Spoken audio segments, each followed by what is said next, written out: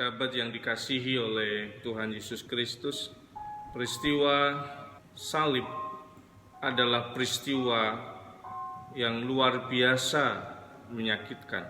Seseorang yang menjalani hukuman salib mengalami siksaan yang sangat berat secara fisik. Kita bisa mengenang kembali peristiwa Yesus ketika mengalami peristiwa salib sejak dihakimi, kemudian sampai pada siksaan cambuk, kemudian mahkota duri, dan peristiwa perjalanan salib itu sampai di Golgota. Secara fisik ada sakit yang berat yang dialami oleh Tuhan Yesus. Yang pertama disebut dengan hipovolemia, artinya kondisi darah begitu rendah karena volume darah mengalami persoalan setelah banyak sekali pendarahan karena cambuk. Yang kedua disebut dengan takikardia, itu detak jantung begitu cepat, sangat-sangat cepat, dan itu berlebihan kecepatannya.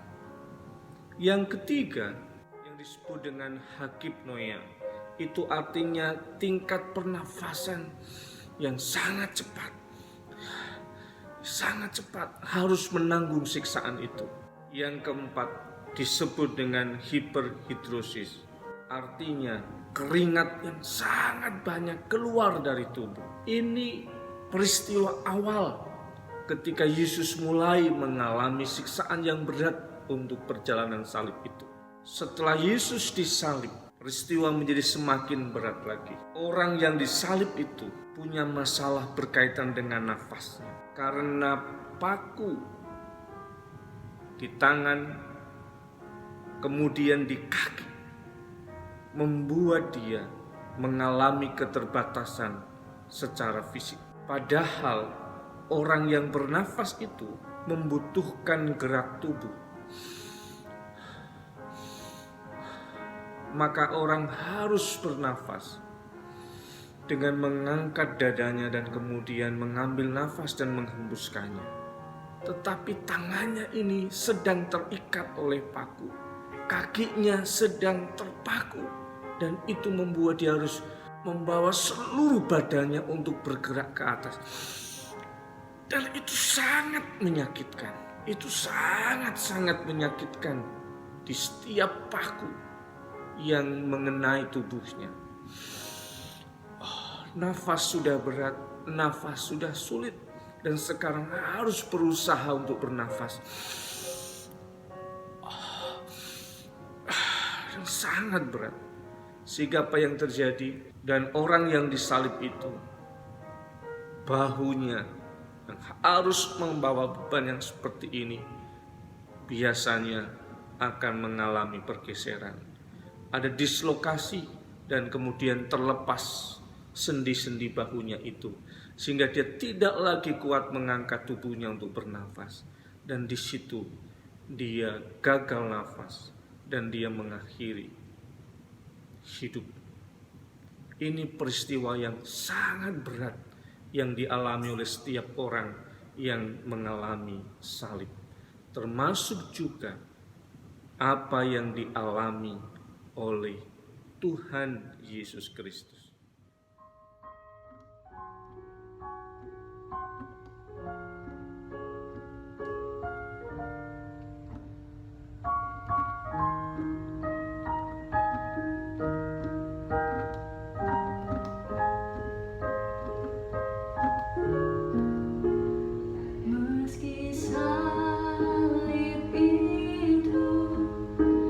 Dicelah, dicerca,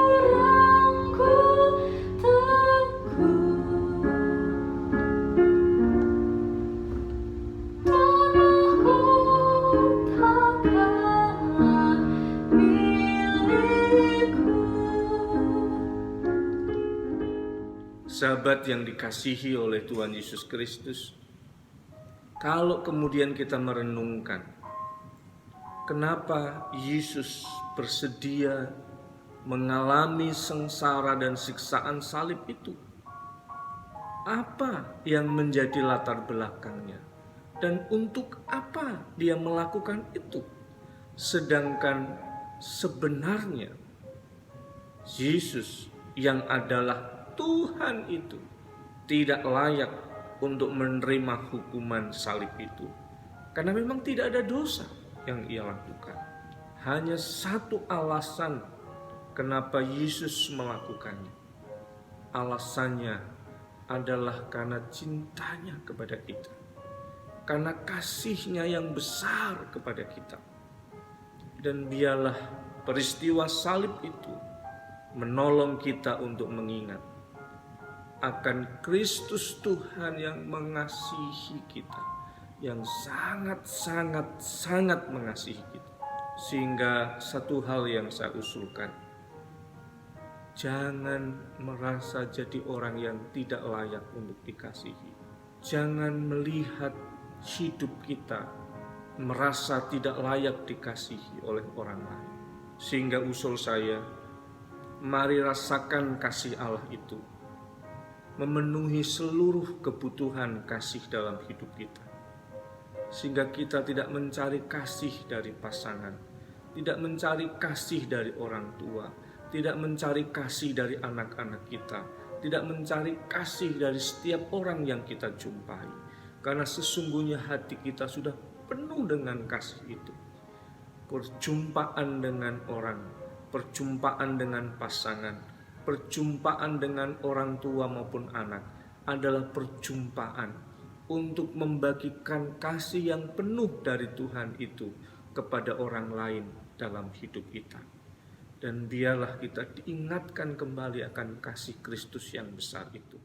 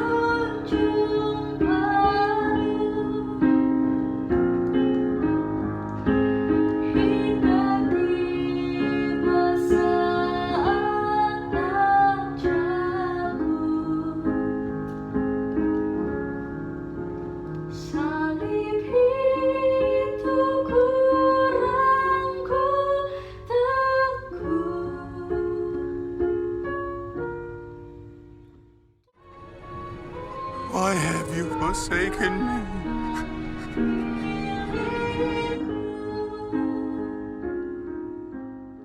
Sahabat yang dikasihi oleh Tuhan Yesus Kristus, semoga kita belajar dari salib yang saya bawa ini.